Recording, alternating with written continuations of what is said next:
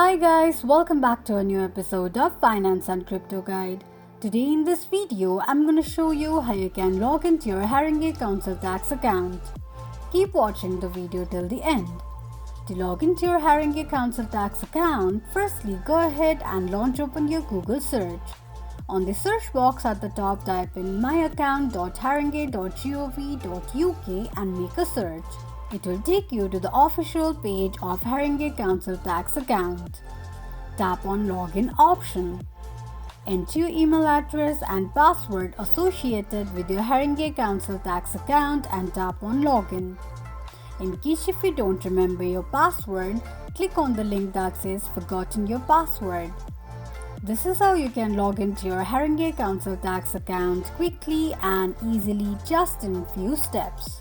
If you have any thoughts or queries, let us know in the comments section. Don't forget to subscribe to our channel.